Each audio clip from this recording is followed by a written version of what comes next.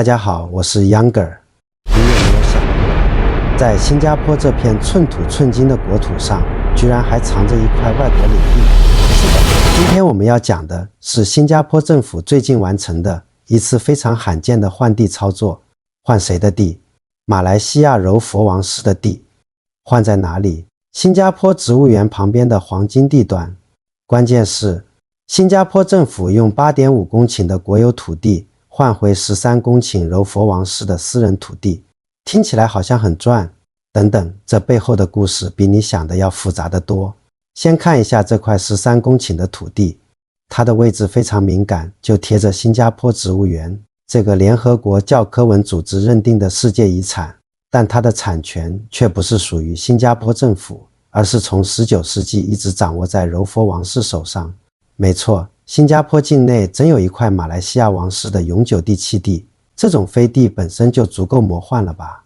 而这次的换地是因为柔佛摄政王原本打算在这13公顷土地上搞一个数十亿美元级别的豪华住宅开发项目。你可以想象一下，一个安静宁静全岛唯一的热带植物园旁边突然建起一堆奢华大楼，这不光影响视线和氛围，甚至可能对植物园的生态环境、景观走廊和文化地位都造成破坏。所以新加坡政府果断出手，启动谈判，用自己掌握的一块 8.5 公顷的可开发地段换回这13公顷敏感地。听到这里，你可能想问，面积差这么多，新加坡政府是不是赚了？从面积上看，确实 8.5 公顷小于13公顷，但这不是等量交换，而是等值置换。政府说得很直接，那块 8.5 公顷的地靠近成熟住宅区，开发潜力更大，可以建更多更密集的住宅项目。换句话说，王室拿到的是马上能赚钱的地，而政府换回来的13公顷会作为永久开放空间暂不开发，未来可能作为植物园的扩展区，或者继续维持绿色缓冲。这笔交易是短期收益与长期保育的交换，是金钱最大化和国家文化利益最大化之间的平衡。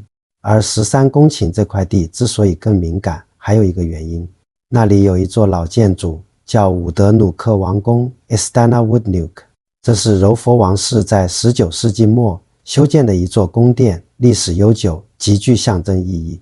不过几十年来一直荒废，甚至被传出有鬼屋传说。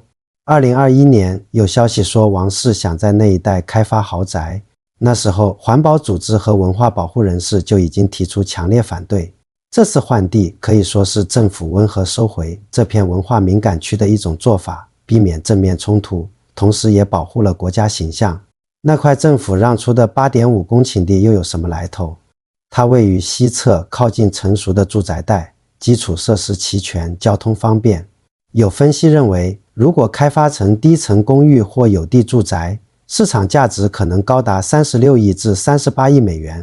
是的，这不是一块普通地皮，是房地产开发商眼中的超级宝地。所以柔佛王室愿意接受这笔交换也不难理解，他们换来的是马上能做项目，马上能收租金的实际收益。而对新加坡政府来说，这不是一次房产交易，而是一次有战略意义的空间管控，保护世界遗产不被侵蚀，预留未来扩展的生态通道，解决一块存在100年历史争议的他国土地。你可能会觉得政府真的太吃亏了，但从国家城市规划的角度来看，这是一种对未来非常负责任的决策。就像新加坡一贯的风格，每一块地不是拿来赚钱的，是拿来规划未来的。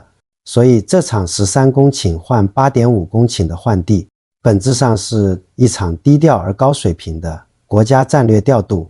它让我们看到新加坡政府在城市开发与文化保护之间并不是简单做选择题，而是通过技术性手段、谈判智慧，创造一个两全其美的结果。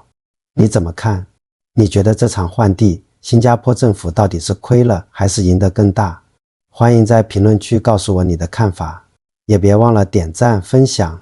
如果你想第一时间掌握新加坡背后的城市战略、政策逻辑和国际操作，欢迎订阅频道，打开小铃铛。下期视频我们继续深挖新加坡，我们下次见。